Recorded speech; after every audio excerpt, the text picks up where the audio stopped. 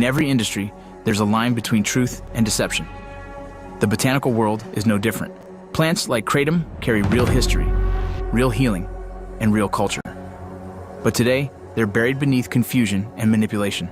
Inside Botanics pulls back that curtain. This series explores the hidden world behind the botanical industry, tracing how truth and transparency have become rare commodities in a marketplace built on claims of wellness. Across the industry, misinformation spreads faster than truth. Synthetic 7-hydroxymetragenine is being sold and labeled as kratom, damaging lives, poisoning trust, and misleading the public. Companies hide behind lab reports and influencer narratives, pushing something chemical while calling it natural. We're here to expose that.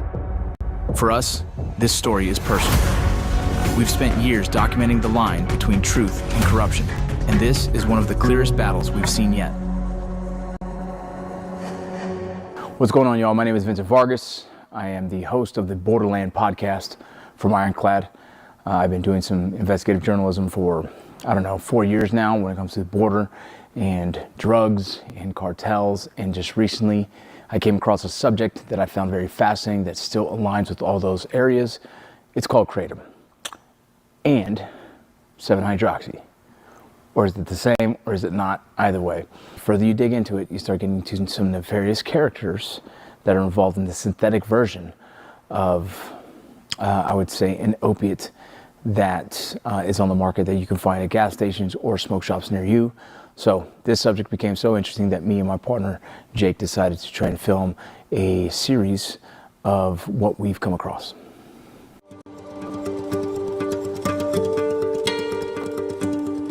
We connected with well-known kratom influencer Jordan Richard, and he shared with us some of his footage from Indonesia. One big ass leaf, dude. Bugs? Did bugs eat it?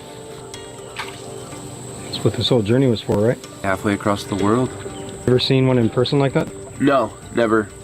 I've only seen the powder. Amazing to me that there's so much controversy. Like, some people say this leaf saved their life, and other people say it's taken lives. That is why there's so much confusion about kratom and 7-OH in this whole industry, and why I wanted to kind of address it. First, let me explain. Kratom. Back in the day, farmers used to chew on it for a little bit of energy. At low doses, it creates a kind of an energy effect. And at higher doses, they would be used as a sedative. And so that's natural kratom as we know it. This is where it gets interesting. Kratom comes from the leaves of a tropical tree. Inside those leaves are natural compounds called alkaloids. The main one is metragenine. It's what gives kratom its natural effects. As the leaf ages, a tiny bit of metragenine turns into another compound called 7-hydroxymetragenine. These natural traces account for less than 1% of the plant's composition and have minimal effect on the body. But some people took advantage of that process. They isolated 7-hydroxymetragenine and recreated it in labs using synthetic chemicals. What they made wasn't kratom. It was a man-made opioid. This synthetic version strongly affects the brain's opioid receptors, making it highly addictive. Yet, it's being sold under the name kratom, even though it isn't kratom at all. It's a lab-made 7-hydroxymetragenine product that the plant itself could never naturally produce. These fake products mislead consumers, confuse lawmakers, and harm people. What started as a natural leaf used for energy and relief has been twisted into a synthetic drug disguised as nature. That is what's been going all over the market, and that's the confusion. People call that kratom because it's come from the same plant, but it's a synthesized version of it. Within just 2 years, the flood of concentrated 7-OH products grew into what is now estimated to be a $9 billion industry, fueled by rapid distribution, minimal oversight, and nationwide demand. An unregulated compound went from unknown to mass market. 7-hydroxymetragenine is an interesting one because a lot of companies that started with kratom have kind of evolved to making the synthetic 7-hydroxy, which now currently is in the media because the government is going to classify it as a Schedule I drug. And so now we have this interesting conversation. We have kratom companies who are making kratom that they believe is ethical, and then you have companies that are creating 7-hydroxymetragenine and what they believe is another alternative for opiates. Throughout this, we've been researching it and I guess interviewing people, and from what we have seen, it seems that 7-hydroxy is a very dangerous drug that's in the market that nefarious characters tend to help exploit those who are addicts. From what we have found, there is very little understanding among professionals when it comes to the difference between mitragynine and 7-hydroxymitragynine. To learn more, we spoke with Matt Shota, co-founder of a respected clinical testing lab, to learn more about their experience when it comes to these substances. My name is Matt Shota. I'm the co-founder of Beechtree Diagnostics. Beechtree Diagnostics is a CLIA-certified, CAP-accredited clinical laboratory in Draper, Utah. They've analyzed thousands of kratom-related samples, giving them a rare data-driven view of real-world use. We've always had a philosophy of asking our clients what the needs are.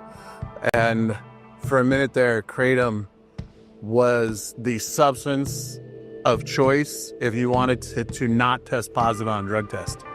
So, and to this day, very few laboratories identify kratom. I think, and this is just my opinion, and I could be wrong, this is my understanding, is we didn't understand the difference between kratom and 7-OH. They're different. That's correct. Kratom and 7-OH are completely different, yet most people still don't realize it, creating widespread confusion among consumers and the public alike.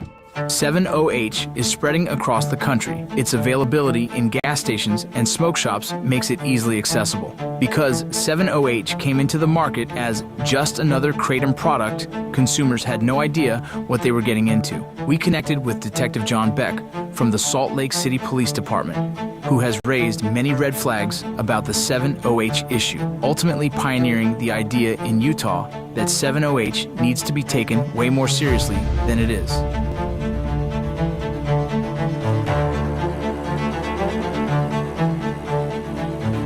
So I'm Detective John Beck. I am with the Salt Lake City Police Department's Special Investigations Division. I work in our narcotics and vice team, and so we're underneath our Special Operations Division with Salt Lake City Police Department. So what got us to 7-hydroxy was that we were following these trails of money. You know, we're looking at these guys that were the owners of smoke shops, or these guys that were selling their products to smoke shops, or there were guys that were putting gambling machines in the back stores of smoke shops, or there were guys that were running and involved in human trafficking and forcing these women to work for them and branding them with their tattoos or their brand. And then we started seeing these 7-hydroxy tablets, and they became more and more common. That we were just seeing these things on the shelves, you know, like that was obviously different than its partner kratom, or what they would claim was its partner kratom. And we were noticing that the people that were coming and buying this stuff were the same people that were buying fentanyl and heroin and hard drugs off the street, but they were coming in and they're buying this product that we had very little knowledge about. And we're like, well, why would these guys care about coming in and buying something that's like a 7-hydroxy or 7-hydroxymitragynine or pseudodoxyl? Like we looked at all these tablets and we couldn't, you know, it was hard for us to figure out why these people are using it. CEO of Diversified Botanics, Ryan Nidell, invited us to attend his sales rep training to learn more about mitragynine and 7-OH. There's enough studies that have come out now that at 10 milligrams of consumption of 7-hydroxy, you've triggered everything you need to become addicted. 10 milligrams, I have the studies, I will share it with you. 10 milligrams is indicative of what's required to become addicted. The way the FDA defines addiction versus habit forming, this is also important because you guys are going to face this. If a product is deemed addictive, that requires chemical intervention to stop consumption. You would need something else to be introduced to your system to stop taking a product. Kratom is not addictive. It does not require third-party intervention. There has been no study conducted that says kratom needs third-party intervention. There are studies that show 7-hydroxy is addictive. They're different.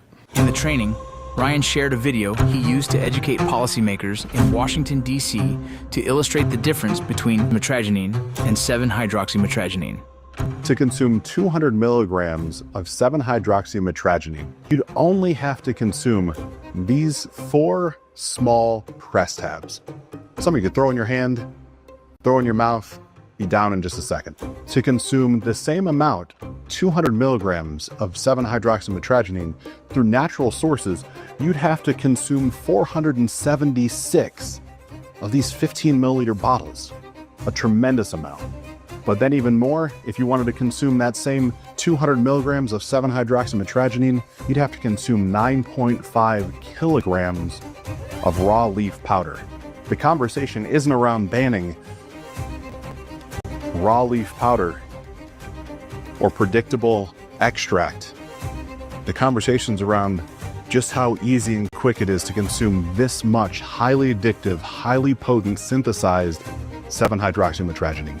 In reality, it's a substance that is, you know, depending on how you look at it, depending on its concentration, is on average 17 to 47 times stronger in strength than morphine. I had a few people that were aware of this substance, and they were aware of what it is, and they were aware of its potency, and they were aware of its availability and its easy access, and it's, you know, that it comes in these forms that don't look dangerous. If parents saw it in their kid's pocket coming home from school, they probably wouldn't think that it was something bad. And the more and more and more that I studied into it, the more I had to realize that I have to do some work if I'm going to be somebody that's going to make a dent to this stuff. Detective John Beck has worked on the largest sting operations in the state and possibly the entire country, working to educate leaders of the state of Utah on the dangers and addictiveness of 7-OH. So you have a guy like John who is spearheading 7-OH here in Utah. And then you see the rest of kind of society really lost on what's going on here.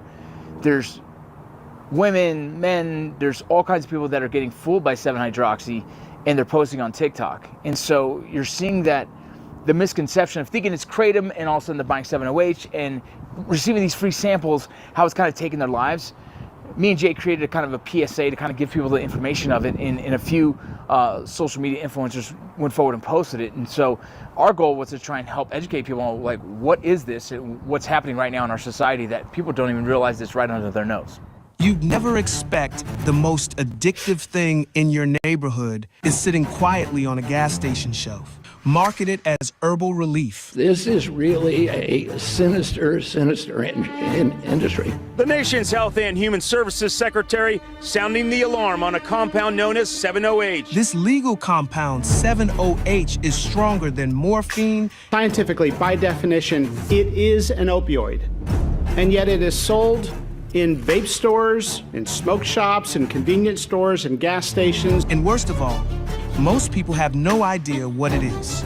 No idea that a single tablet can lead to a full-blown addiction. It's a powerful synthetic compound with no regulation and no oversight. Look at all that 7-hydroxymitragynine. Bro, this shit is the most addicting thing I've seen come into this smoke shop. By the time you realize how bad it is, it's already got a hold of you. 7-OH. It's not what you think, and it's everywhere. I was someone that got tricked into thinking it was just another kratom product. I'll just take one every now and then to boost my energy and get through the day as a mom. That ruined my fucking life. As we were trying to find stories and create awareness about 7-OH, a well-known influencer was going undercover at the Champs Convention looking to expose the 7-OH industry. This is what he captured. All right, so you guys know me for doing a lot of quasi-investigative journalism. And most of the things that I post online, I'm never in the field. Until now, I'm going to the Champs Convention, which if you don't know what that is, it's a giant trade show where businesses sell to other businesses vapes, CBD, marijuana, kratom, and this year, 7-hydroxy, or 7-OH. If you're asking yourself, what the fuck is that? It is more addictive than morphine. It is something that you can buy without a prescription, you can buy without ID, and they can sell it anywhere. So to expose this industry, I obtained credentials as if I was a buyer from Utah. I went to all of the vendors and talked to them, and the things that they told me were absolutely terrifying. These are drug dealers wearing a polo shirt at a convention. What is it? Tell me about it. So, imagine we know nothing. Yeah, so it's 7-hydroxymallogyninine. So it is a kratom leaf extract. Got it. So it hits the opiate receptors. So it's very similar to someone if they were to be taking like a perk or something like that. Taking what? Like a perk or something like that. Oh wow. We're not supposed to be saying that word too loud, but it describes the most similar. We can't say perks. They don't like that. Yeah. So it's very similar to that, and the biggest thing is it has no overdose as well. So you can take as much as you want, you'll just throw up. We're not supposed to be saying that word too loud, but it describes the most similar. We can't say perks. The next booth we hit up was Hydroxy, and Hydroxy is very interesting because they recently received a letter from the FDA, which I'll put up on the screen. We stopped by to see if they were still up to the same things and if they had heeded any of the FDA warnings. Here's the footage we got from it. You be the judge. Why did people pick this over just for kratom? Because I mean, we sell a lot of kratom, but like, why did people pick this over kratom? The convenience, I think, the ease of use, but like over a gummy or something. Gummy juice for us, I think, particularly is our reputation. Yeah. We're well known in the industry for our quality product. We don't carry any 708 right now. Okay. We're in Utah. We sell kratom right now, but this is different from kratom. What's the difference? To my knowledge, the best of my knowledge is that it's stronger. It's a little bit more pure, I guess, in the sense of the word I should use. What you guys think? They told me that it's 40 times stronger than kratom. It's 40 times stronger than kratom. Jesus Christ. Have you tried it? Hell no. You haven't? Hell no? I haven't even tried kratom, so I'm nervous. I've never tried this. I've tried kratom. I heard It's addictive. All right. Can I get product information from you guys? Do you have a catalog, a sheet, contact info? So we just left Champs. We talked to probably 10 7-OH, 7-hydroxy companies that sold the product. And without even trying, without even asking, without even being weird about it, almost every single one of them compared it to an opiate, compared it to a Percocet, talked about people getting high, talked about addicts. They know. There was one booth, there were 2 girls in it. And I said, hey, have you used this? And they both said, hell no. It's really fucked up. It's really fucked up. They know and they do it anyway. They know and they do it anyway. That video became Goob's fastest shared video he ever posted. Less than a week after he posted it, the FDA went public about their stance on 7-OH. We owe it to the American people to act decisively, and that's what we're doing today, initiating a process to schedule 7-OH as an illicit substance. To share more, I'd like to welcome to the stage my good friend and colleague, the Commissioner of Food and Drugs, Dr. Marty McGarry.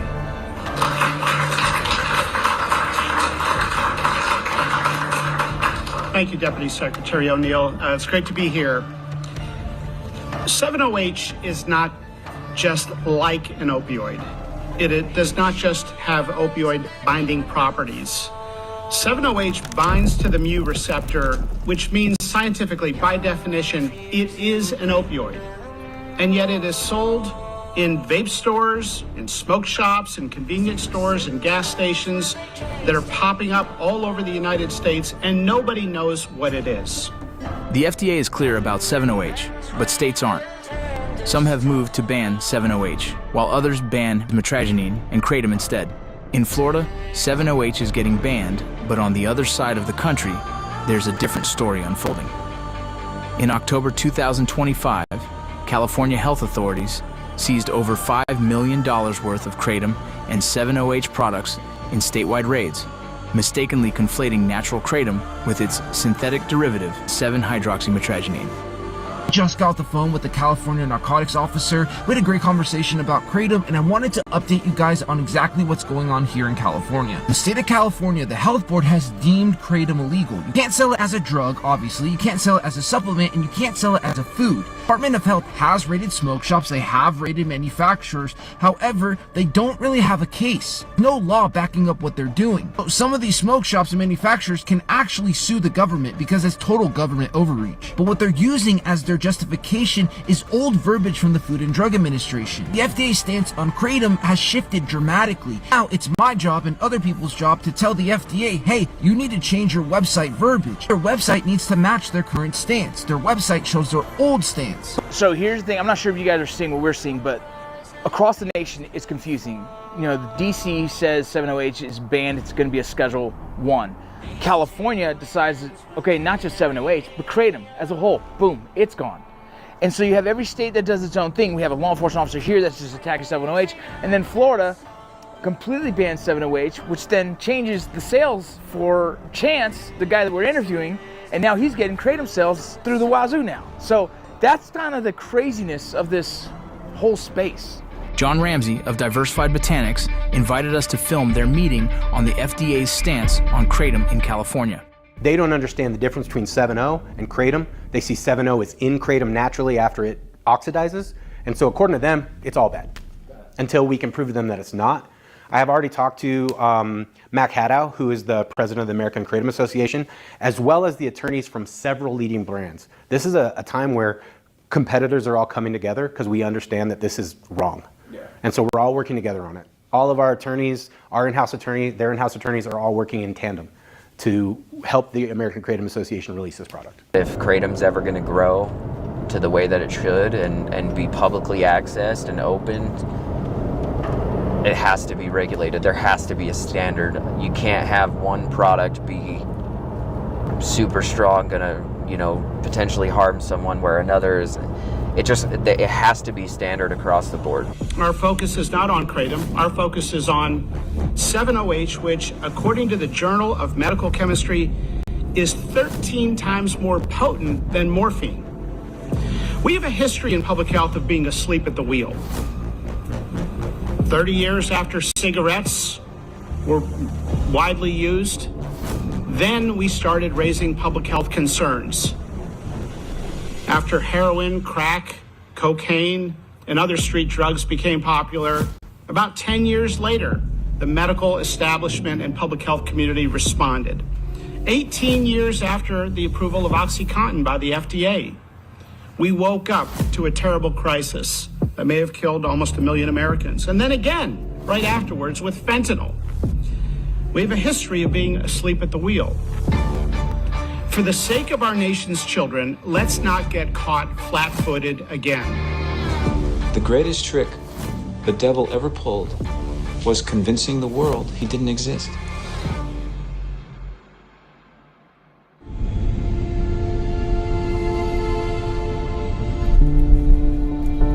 I landed here and it took me 10 minutes to find a place near your studio where I was able to find some gas station heroin.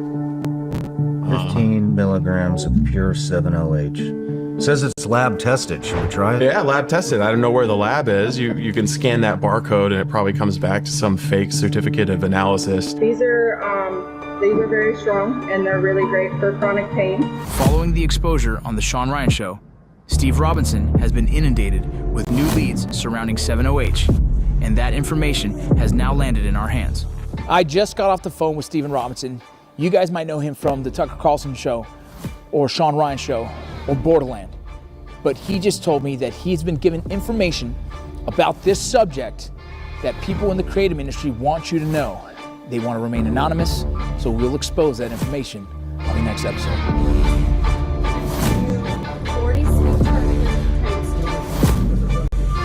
We're crabby, so I was like...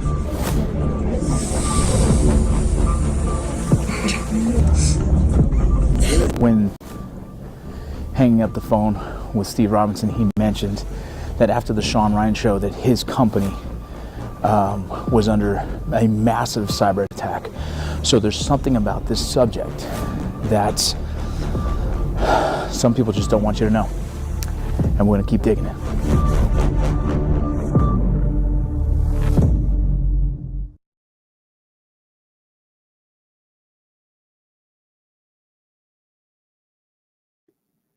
So we are being left on a cliffhanger. Oh. Oh my God. And then they snorted it. They freaking snorted it. We're about to play another video, y'all.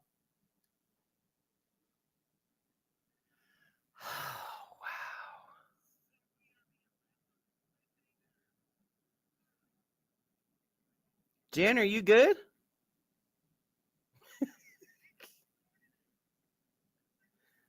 Yeah, we're about to play this Yeah, video. I totally didn't take it off mute. Oh my god. Oh my We're god. about to play this video that Mac Haddow did the other night. We were on it was actually an advocate webinar for California, but boy, did he unleash. So you 708ers, take notes. Help you with taking those notes. And I'll give you the top level kind of accounting for each of the claims that are being made by the Seven Hope Alliance and the Heart Group in order to justify 70H being on the market and claiming that 70H is actually safe and it's safer in some cases than pure leaf kratom products, which is completely unsupported by the facts. But I can tell you without question that the American Kratom Association has made every effort possible in order to have exchanges of information, and that included an invitation that we made to the Heart Group when Jeff Smith and I had a debate at the Champ Show back in July. And of course, Michelle Ross was the moderator for the Heart Group along the way, so she knows, based on the information that was shared during that time, that claims that she's making right now, in my opinion, are demonstrably false. And I think that the same is true of Jackie Subeck, with whom I've had interactions. She's participated in meetings that she was invited to participate with the American Kratom Association, and yet you still hear the same kinds of claims being made that I think, as I said, are demonstrably false. Let me start with a couple of them, and you can take your notes. First is that the Heart and Seven Hope Alliance claim that 70H is a naturally occurring alkaloid of the kratom plant. Some of the supporters there even point to the fact that the FDA that refers to 70H as an alkaloid. They do not call it a naturally occurring alkaloid of the kratom plant because scientifically, and you can check this out, there is no 70H present in the natural plant. 70H occurs after harvesting, and as the leaf starts to dry, the exposure to heat and also not being on the plant itself, being fed in a biosynthesis, it is not traditionally going through that alkaloid biosynthesization that the plant would go through. So 70H is a metabolite, or if you want to call it an alkaloid, it is not a naturally occurring alkaloid. It does not, and take the note, it does not occur naturally in the plant. As the oxidization process occurs in the drying process of those leaves, 70H is formed. That continues to be formed as the material ages and the oxidization procedure continues all the way through the finished products. And then there is some argument that it perhaps, except for extract products, where 70H is primarily removed, there's some argument that it could continue. But on studies that have been done, and I think this is the critical factor, in studies that have been done on finished products that are sold in the United States, products that were collected from consumers by Dr. Kirsten Smith at Johns Hopkins University, someone who doesn't believe that 708 should be scheduled, who is an advocate for 708 not to be scheduled. She collected these commercially available kratom products.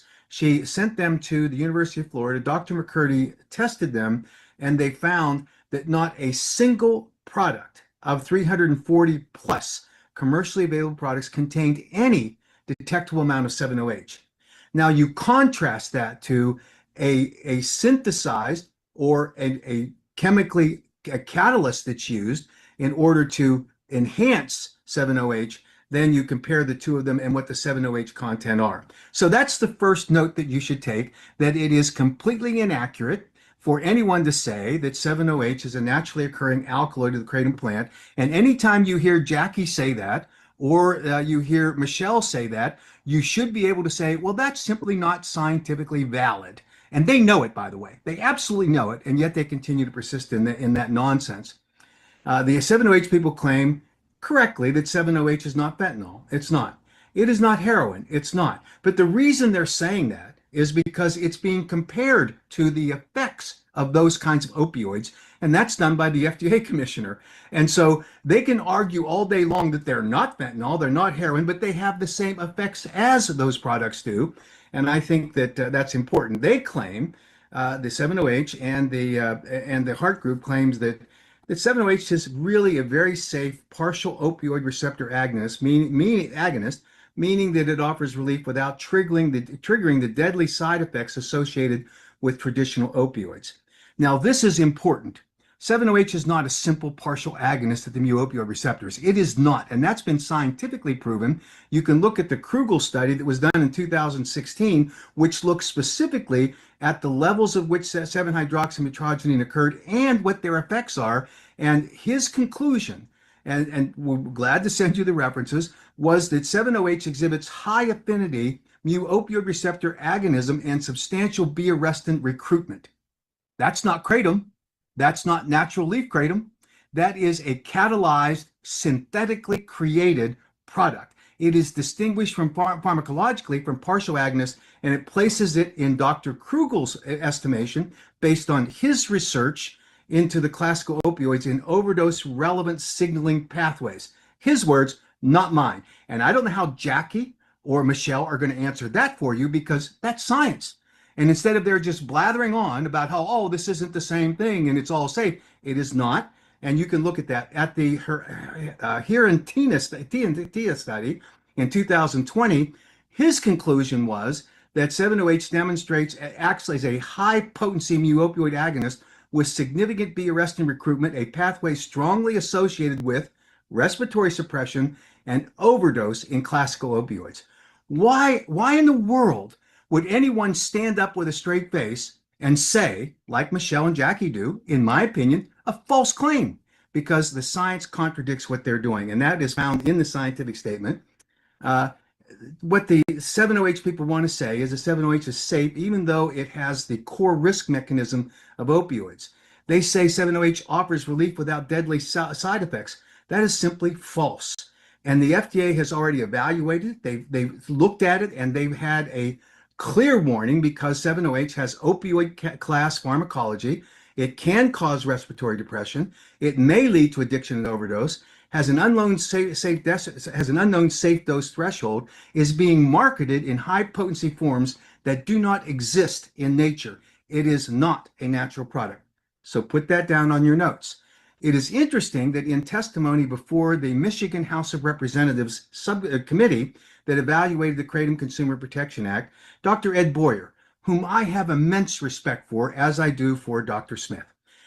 Dr. Boyer, again, is not in favor of scheduling of 7-OH, but he said that the predominant marketing mechanism for 7-OH products today are sublingual and chewable tablets, which avoids completely the first pass metabolism and bypasses the liver and goes right to your bloodstream. And he said, not me, put this in your notes for Jackie and Michelle to answer. He said those products should not be available in the marketplace today.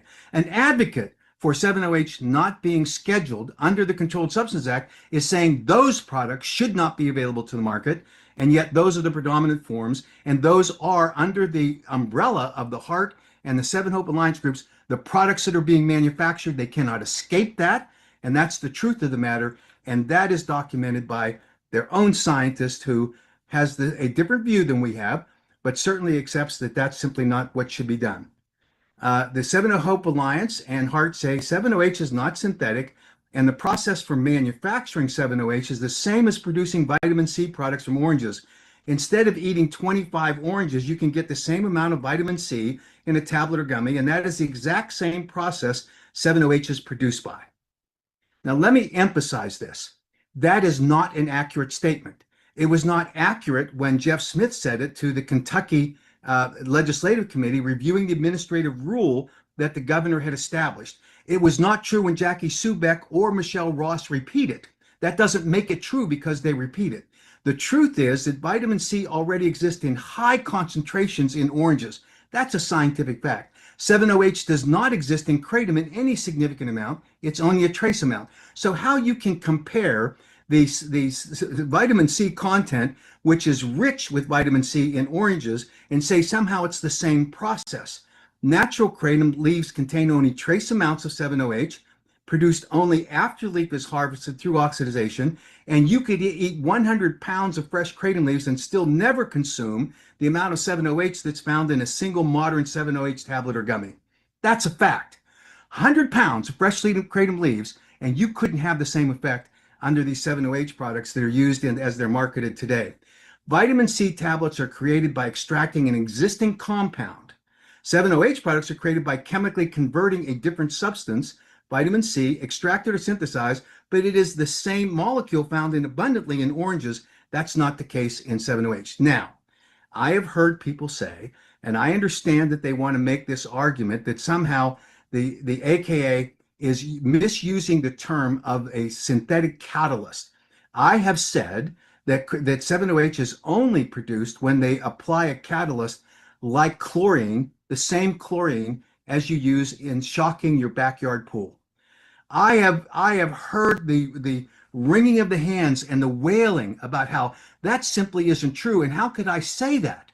Well, I say it because Vince Saunders, who is the primary promoter and the originator of 7-OH, that's what he said. He said it, and we have a social media post where he says we use high chlorine content the same as what you have in shocking your backyard pool. So Michelle and Jackie, explain that and ask Vince, because it's not me saying it, it's Vince. And there's just no way in the world that you could have this same kind of, and put this in your notes, the same kind of effect in terms of extracting vitamin C out of oranges and 7-OH out of kratom leaves. It simply doesn't pass the smell test, nor does it pass the crucial test of being true. It's simply untrue. My opinion is that this is a deliberate distortion by the advocates for the 7-OH community that do not know what they are talking about. I encountered one of these individuals who tried to interfere with a webinar we had the other night, and he made these same claims, and I challenged him. Bring your evidence. And of course, he's been silent since. The claim that is made by the Seven Hope Alliance and Heart is that 7-OH, based on voluminous scientific research, is a promising option to stop overdose deaths. That's what they say. Now, the truth is, there is no credible scientific evidence or research publicly available to support what is a false claim. The industry trades groups, the Seven Hope Alliance and Heart, mislead consumers and policymakers with this claim to justify putting a very dangerous product on the market without meeting the requirements of the federal statute to require evidence on its safe use prior to market entry. So here's an interesting question. When I say that the 7-OH products, when they entered the market in September of 2023, did not have the required science that the federal law establishes as a threshold, having evidence and data supporting its safe use under the conditions of use, which means labeling, serving sizes. When I say that, I get castigated by the 7-OH advocates. Look on all the chat boards. Look at what is being said by Michelle and Jackie, and they say that I'm not telling the truth. Well, you don't have to look to anyone. Don't have to look to me. You can look to the chief scientific officer who addressed this question in January of this year at an AKA Leadership Summit in Miami, Florida, when asked the question, and this is the chief scientist for the Heart Group. He was asked the question, Dr. Kampmeyer, was there any scientific evidence to justify market entry? And he said no. This is from the chief science officer. Put that in your notes. He said that they did not have the required science in order to have the market entry. And as of January of 2025, they still didn't. And so you have market entry for over a year and a half on the market with a product that didn't have the required justification for safety required by federal law. So why are those products on the market? Nobody can tell you that. And it's your Heart's own scientific officer that discussed that, disclosed it, and said, we're hoping that we'll have something by mid-2025 and more likely in 2026. His words, not mine. So how did Jackie and Michelle and Jeff explain that? It's their own scientific personnel that disclosed it. Again, not a statement that we made. The claim by the Seven Hope Alliance and Heart Group is that from 1998 to 2023, opioid overdose deaths increased each year. In 2024, opioid overdose deaths dropped 27% nationally. CDC data shows that opioid overdose deaths peaked in August of 2023, and then 7-OH became available in September, establishing a correlation. I don't even know what to say. They are making the argument that because 7-OH became available in September of 2023, therefore, and because there was a reduction at the same time, there's a correlation. There is not causation. Reductions in opioid fatalities correlate strongly with an increased access to Narcan. The US government made it available. There's a Pulitzer Prize award to a newspaper that did an investigative report about the impact of Narcan coming on the market and how it significantly reduced the number of deaths to overdoses because Narcan was available.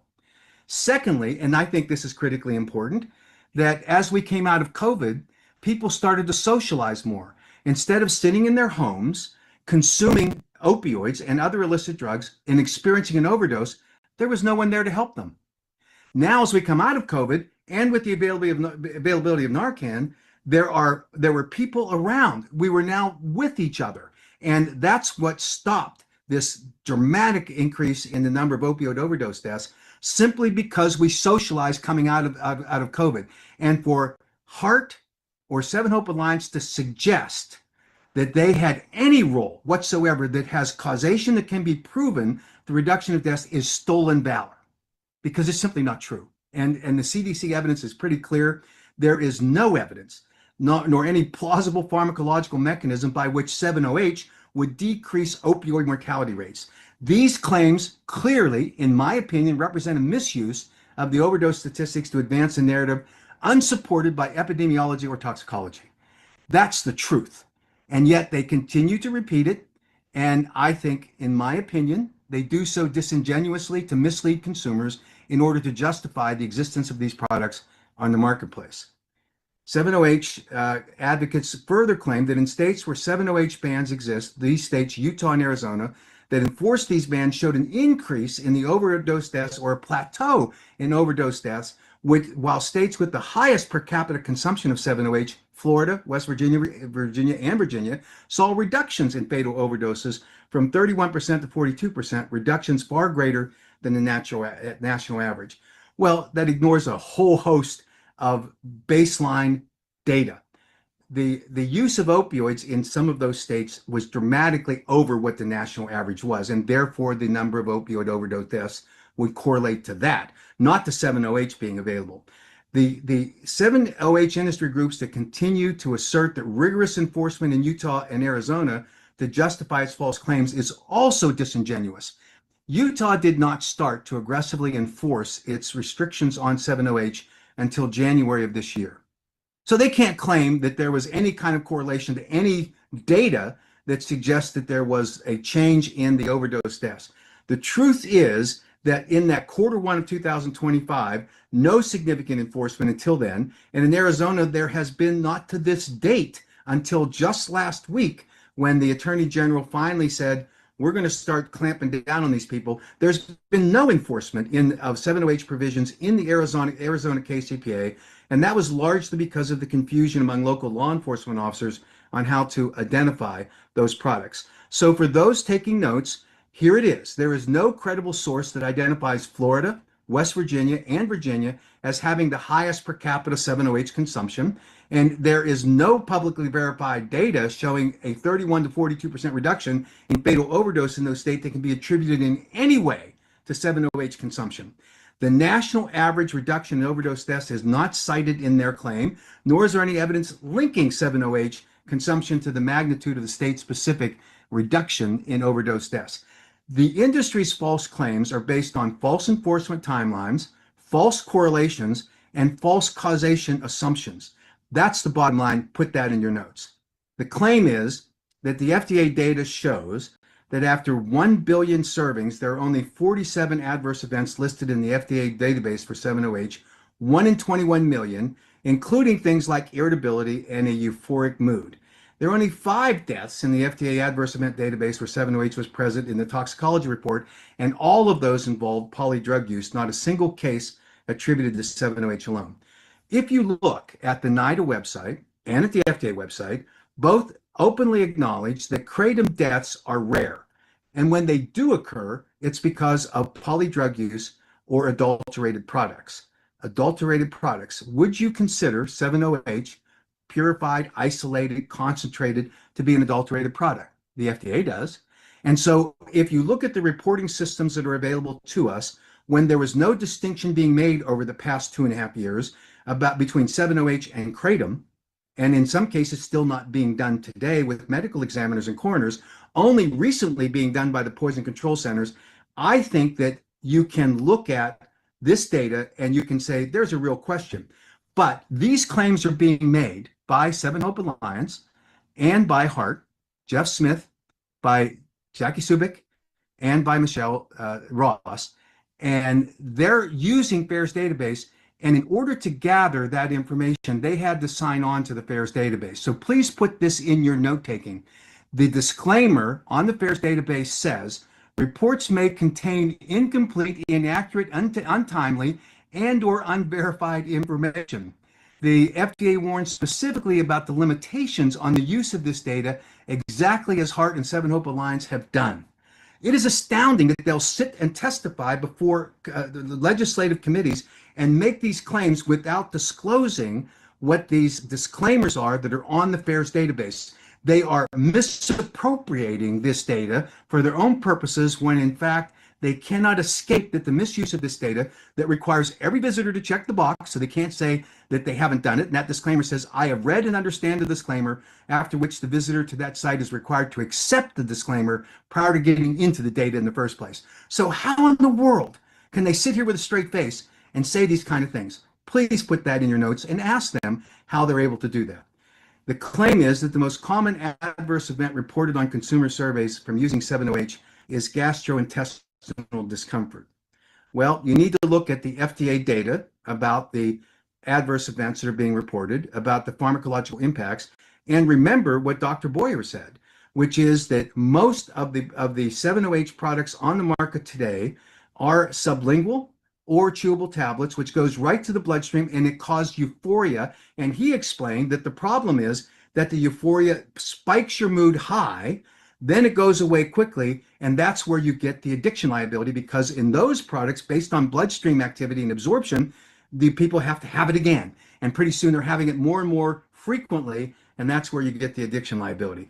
It is stunning that the advocates for 7-OH would try to say that the only adverse event that they have reported is gastrointestinal discomfort. Sublingual and chewable tablets never get to the gastro system. The first pass metabolism for getting to the liver requires it to come through the stomach, not through your bloodstream, through your oral ingestion of a sublingual or chewable tablet. This is nonsense, and they know it, and they say it with a straight face, and they mislead legislators, and worse, they mislead the American public, and they mislead the 7-OH advocates who are hell-bent to support them because of the experiences they're having, which is far different than kratom, and I acknowledge that.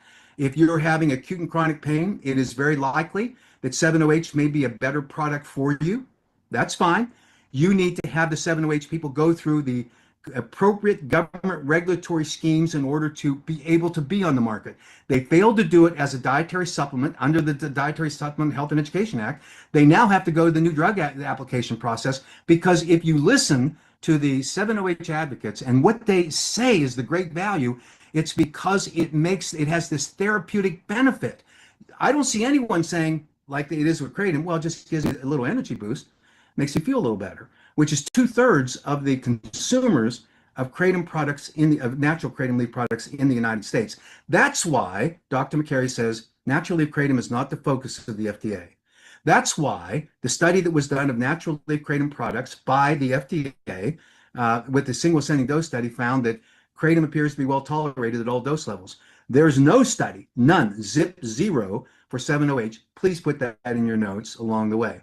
The claim is, by 7 Hope Alliance and Hart, is that kratom and 7-OH are one and the same, and the body converts metrogeny into 7-OH at a rate of 24% in the liver. Now, here's the difference. If kratom with a trace amount of 7-OH is ingested, and it has to be processed by the liver, and it converts that trace amount to 24%. Let's say that's true. If you take a majority product, 7-OH product, where the compound contains a significant amount of 7-OH, it is like hitting the liver with a freight train. And when it converts 24% of the 7-OH that hits the liver and then converts it, it is a huge amount, much higher than naturally kratom. This is disingenuous. It is a lie, and yet it is used to justify these products being on the market. You cannot justify it with this, and I think it's misleading consumers, and it's a dramatic, in my opinion, is a dramatic miscarriage of the laws that are on the books to protect consumers, including mislabeling along the way. The claim is that the opposition from natural kratom leaf product manufacturers is that this is just a turf war because they have lost market share to 7-OH products. That is just competition. Well, the facts are, please write this down for your notes, the American Kratom Association advocated for state regulations on the safe content of 7-OH labels in our Kratom Consumer Protection Acts since 2019. The first time a 7-OH product came on the market was September of 2023. So what in the world has that got to do with market entry or turf war? We clearly had identified the threat that 7-OH provides, and it is, again, in my opinion, a flat out misrepresentation or lie being sold by the 7-OH manufacturers. So please put that in your notes, because we know that the naturally occurring levels of 7-OH that we identified at not greater than 2% of the overall fraction of the alkaloids in the plant, those are trace amounts. FDA recognizes it. That's not what the kratom product or 7-OH products are today. Hart claims that HHS has prematurely announced their intent to schedule 7-OH, a kratom-derived compound. The announcement lacks science, disregards how 7-OH is used in the real world, and threatens thousands of American consumers who rely on 7-OH to improve their daily lives. Okay, the fact that you can improve the daily life of some number of consumers with an illegal product is not a justification for keeping it on the market. 7-OH Alliance goes on to say, we are deeply disappointed by today's announcement. This was in July 29th of 2025.